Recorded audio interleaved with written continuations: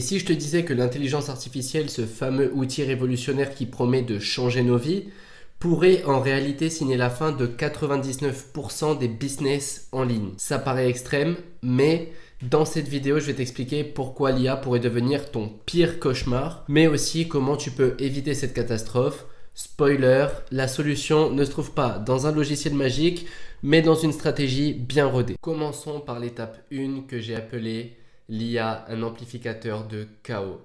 Alors, commençons par un fait simple. L'IA est un amplificateur. Elle ne va pas miraculeusement résoudre tes problèmes d'organisation, ni même transformer une stratégie bancale en une stratégie à succès. Ça, oublie. Au contraire, si tes process ils sont carrément désorganisés, l'IA va faire que multiplier ce désordre. C'est aussi simple que ça. Et elle va le faire encore plus vite que toi tu l'aurais fait. Tu vois, genre, tu te mets vraiment dans la merde.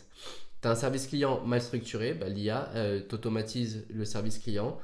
Elle va tout simplement répondre de la mauvaise manière au message encore plus rapidement que tu l'aurais fait. T'es perdu dans tes priorités, bonne chance parce que l'IA elle risque d'amplifier ce chaos encore plus. Rappelle-toi, l'IA c'est qu'un outil, c'est pas un sauveur. Et comme tout outil, elle dépend de celui qui l'utilise. Tu donnerais un marteau à un novice, c'est pas sûr qu'il construise une maison, mais il pourrait bien se cogner les doigts avec quoi. Et pas top.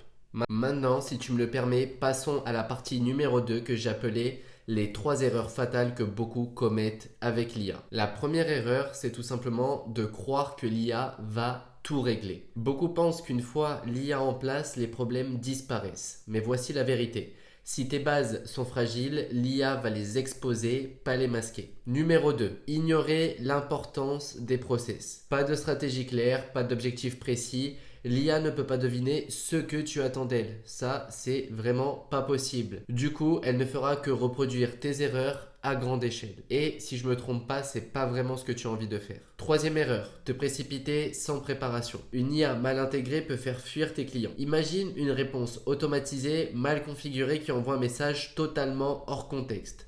Catastrophe assurée. Tu vas perdre de l'argent. Maintenant qu'on a vu ça, passons à la suite que j'ai intitulé ce que l'IA peut et ne peut pas faire pour toi. Pour que l'IA fonctionne, il faut des fondations solides. L'IA, c'est comme un super moteur. Mais si ta voiture est mal construite, même le moteur le plus puissant ne t'emmènera nulle part. Voici ce que l'IA ne fera pas pour toi. Premièrement, clarifier des objectifs flous.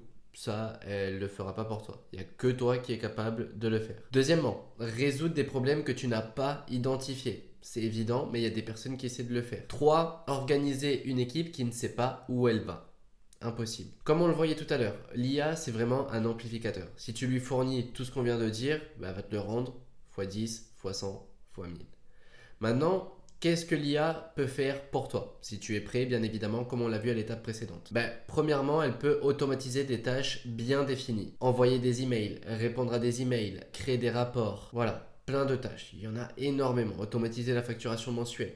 On peut faire énormément de choses avec l'IA tant que les tâches sont bien définies. Ensuite, elle peut aussi analyser tes données pour en tirer des insights.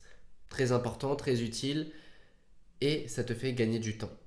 Ensuite, elle peut aussi, encore une fois, te faire gagner du temps sur des process déjà bien rodés. Là, je les inclus tous. Car je pense que tout ce que tu n'es pas obligé de toucher, je peux te l'automatiser. D'une manière ou d'une autre, je peux te l'automatiser. Maintenant, passons à la dernière partie. Comment éviter que l'IA ruine ton business? Première étape, c'est simple. Fais un audit de tes process. Est-ce que ton équipe sait ce qu'elle doit faire? Tes clients reçoivent-ils une expérience cohérente?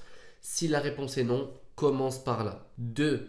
Clarifie tes priorités. Quels sont tes objectifs principaux? Concentre-toi sur l'essentiel avant de chercher à tout automatiser. Troisième étape, intègre l'IA intelligemment. Commence petit, automatise une tâche bien définie. Teste, ajuste, puis passe à l'étape suivante. Pas besoin d'une transformation massive du jour au lendemain. C'est le meilleur moyen de ruiner tes chances de réussite avec l'IA. Maintenant, pour conclure, j'aimerais que tu saches que l'intelligence artificielle est une opportunité incroyable. C'est pas pour rien que je bosse là-dedans. Mais seulement si elle est utilisée avec une bonne stratégie. Sinon, elle pourrait bien devenir une arme à double tranchant et attention, tu peux te faire mal.